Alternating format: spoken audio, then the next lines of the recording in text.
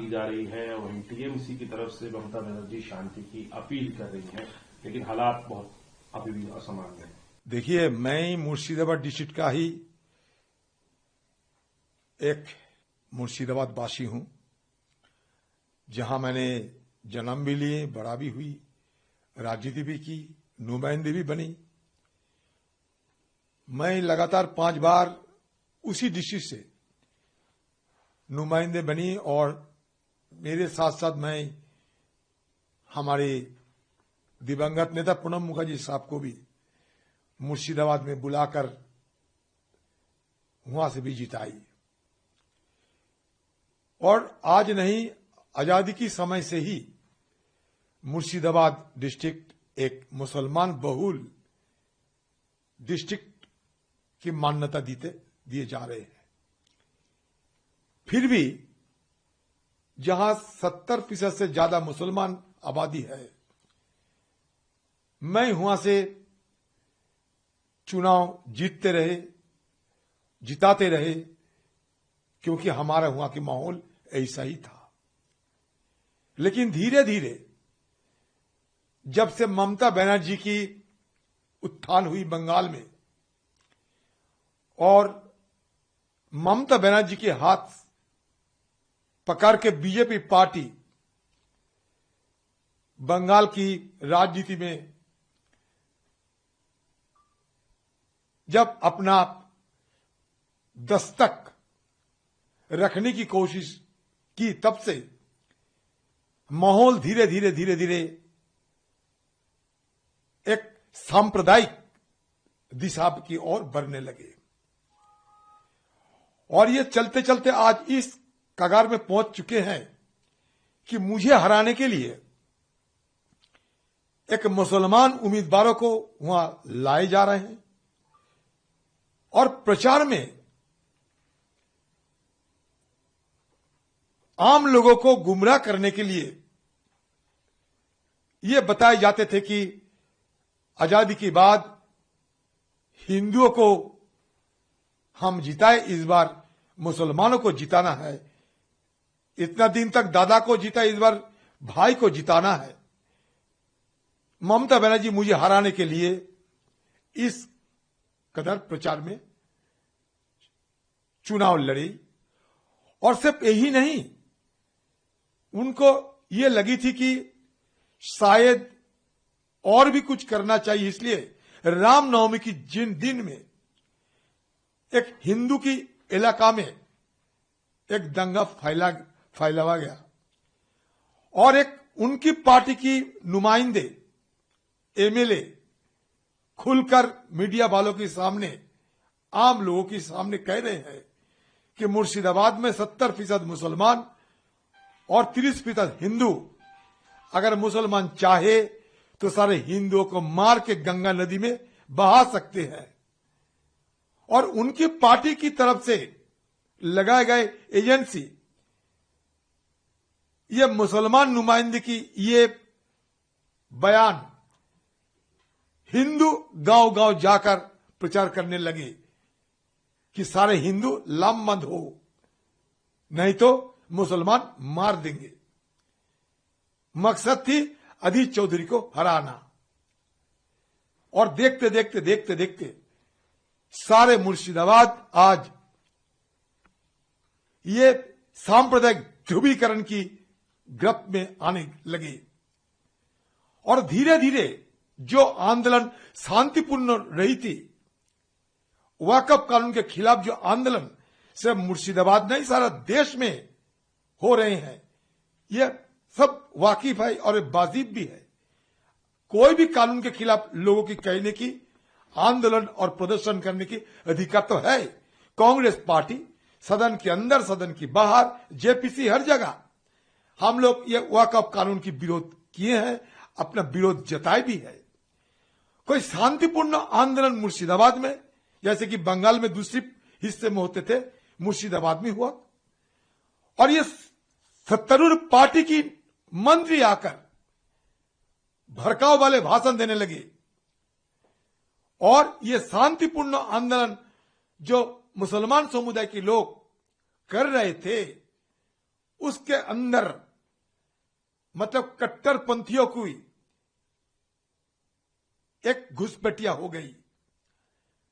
आप जानते हैं बगल में हमारा बांग्लादेश है, कट्टरपंथी लोगों की कमी तो नहीं है कहीं। ये वाकफ कानून के खिलाफ जो आंदोलन हो रही थी उसके बीच कट्टरपंथियों की घुसपैठिया के चलते तनाव पैदा किए गए। पुलिस वाले चुप्पी सादे मूक दर्शक बन के रह गए। सारे पुलिस वालों को पता था कि ये मुद्दा गर्मा जा रहे हैं, लेकिन फिर भी उनके अंदर की लापरवाही के चलते आग भड़क गई।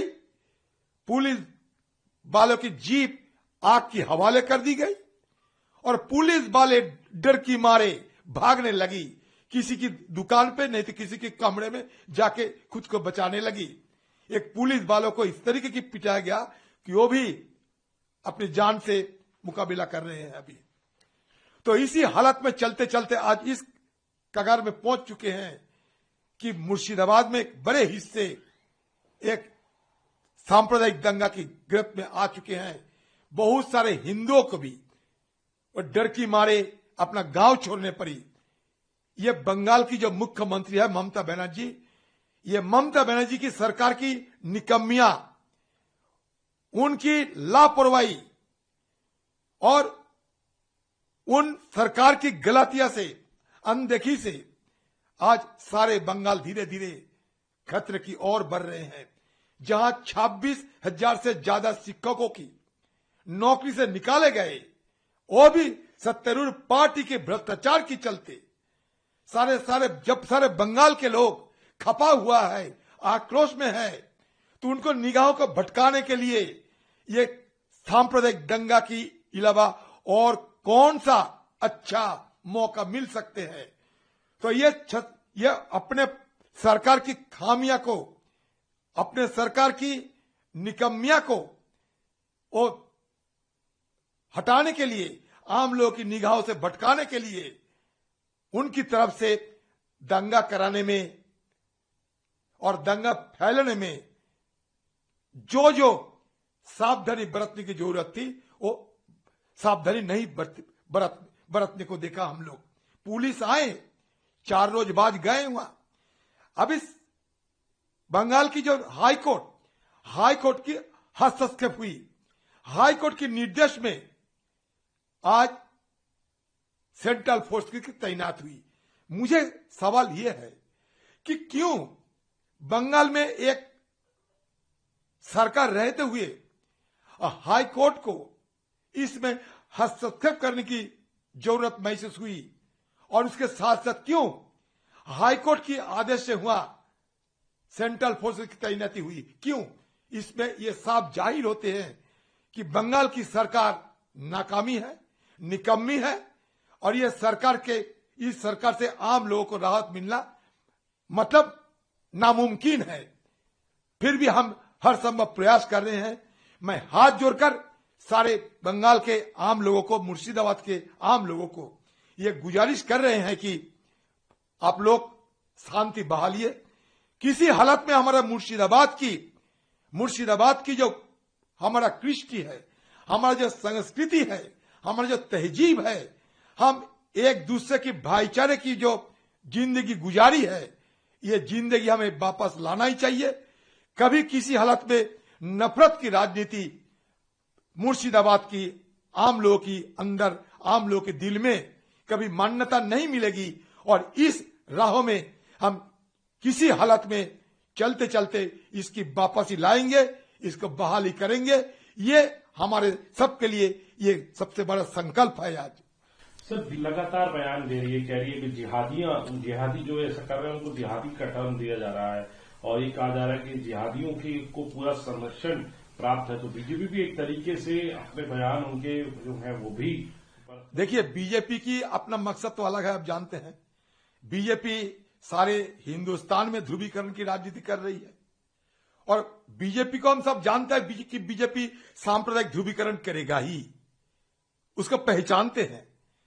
लेकिन जो ढोंग करती है ना बंगाल की मुख्यमंत्री, ये जो ढोंग करते, जो सामने एक आवरण रख रही है, कि वो सेकुलर है, लेकिन उसका ये धजिया भी निकलने लगी। बीजेपी सांप्रदायिक ध्रुवीकरण करेगी, इसमें कोई नई बात नहीं है।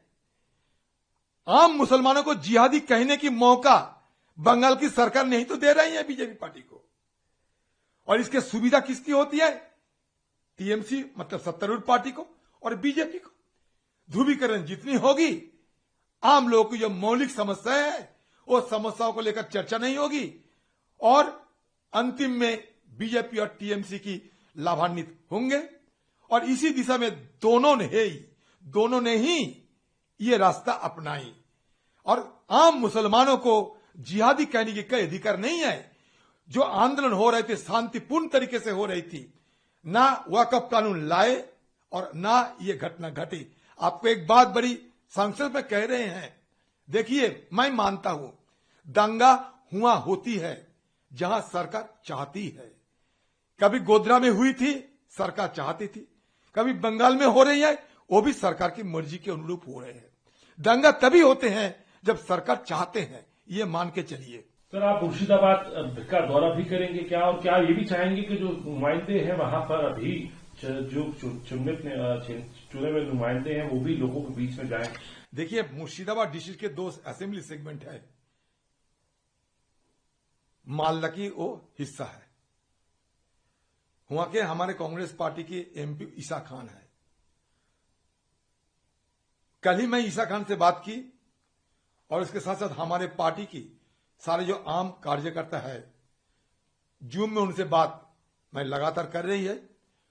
और हमारी तरफ से सारे आम कार्यकर्ताओं को उतारे गए। प्रशासन हमें घुस नहीं देते। अभी तो चारों तरफ पुलिस और पुलिस की अगुवाई में सेंट्रल फोर्सेस की तैनाती हुई है। हमें तो घुस नहीं दिए जाते। फिर भी उसी हालत में भी हमारे एमपी ईसा खान आज गई और सत्तारूढ़ पार्टी के जो एमपी जो वहां रहते हैं वो वहां से भाग के चले गई बहुत पहले ही। तो बात यह है कि हम हमारी तरफ से जितना कोशिश करना चाहिए करेंगे। मैं छोटी सी एक बात आपको कहना चाहते हैं। देखिए, मुर्शिदाबाद में ना कोई ग्राम पंचायत, ना कोई नगर पालिका, ना कोई एमएलए, ना कोई एमपी हमारे पार्टी के है। सारे सत्तारूढ़ पार्टी के। टीएमसी पार्टी के हाथ में ग्राम पंचायत, टीएमसी पार्टी के हाथ में ही नगर पालिका, टीएमसी पार्टी के हाथ में डिस्ट्रिक्ट पंचायत और सारे एमएलए एमपी सब उन्हीं के हाथ में। पुलिस उनका है। तो आप ये बताओ कि दंगा लगे लेकिन किसी को भनक तक नहीं लगी, जब सारे प्रतिष्ठान उन्हीं के हाथ में है, सारे क्षमता उन्हीं के हाथ में है। तो इतने बड़े दंगा पिछले 6-7 दिनों से लगातार तनाव की माहौल वहां विराजमान है। फिर किसी को भनक नहीं लग चुके, ना पुलिस वालों को, ना सत्तारूढ़ पार्टी को, ना किसी को। सारे खबर सूबे की सरकार के पास थी। जानबूझकर ये अनदेखी किए गए। इसलिए हम लोग हमारी तरफ से कोशिश जारी रखे। मैं काम में आए थे दिल्ली, कल ही वापस जा रहा हूं और हमारी तरफ से ये वहां के जो शांति और चैन की जिंदगी हम लोग गुजार रहे थे उसको दोबारा बहाली करने के लिए हर संभव प्रयास हम करते रहेंगे। इसलिए काली में दौरा कर रहे हैं।